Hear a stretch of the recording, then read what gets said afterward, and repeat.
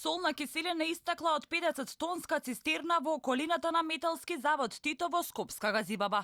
Надлежните се уште молчат колково количество на солна киселина истекло, како и колку токсични материи испариле во воздухот. Случајот го пријавил советник во општината Газибаба, кој почувствувал непријатна миризба. Видовме дека од една цистерна истекува некоја киселина, што многу лошо мирисеше. Тоа беше еден поголем облак, веќе излезе надвор од погонот и се ширеше на селбата. И како што реков претходно, значи многу мирисеше, многу штипеше. Се работеше за некоја хаварија и присутните што беа таму потврдија дека се работи за хаварија. Дежурните екипи на инспекторатот на град Скопје веднаш реагирале и го пронашле сторителот. Станува збор за приватна фирма која работи со прекурзори.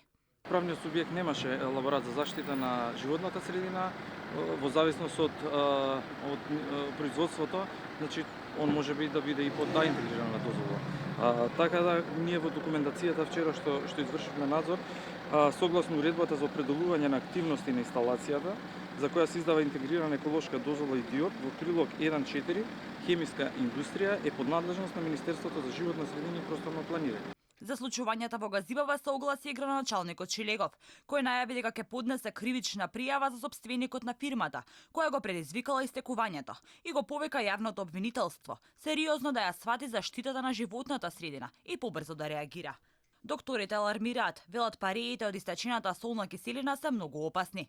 Велат солната киселина е корозивна нагризувачка супстанца, па ако изложеноста е долготрајна, може да направи тешки оштетувања, не само на горните, туку и на долните респираторни патишта и да го поремети дишењето и размената на гасови. За днес се наоѓа фабриката МЗТ, односно Металски завод Тито, каде синоќа истече солна киселина од цистерна. Виновникот е веднаш пронајден, за разлика од хаваријата, односно инцидентот во фабриката Охис, каде речиси после еден месец одговорност нема, ако нема ниту извештајот. През речиси еден месец, неколку тони на контаминирана вода која содржала метилакрилат се излеа во фабриката Охис. Се уште се очекува извештајот за податоците, како и колку точно вода е истечена, кој е одговорен и колку токсични материи испариле во воздухот.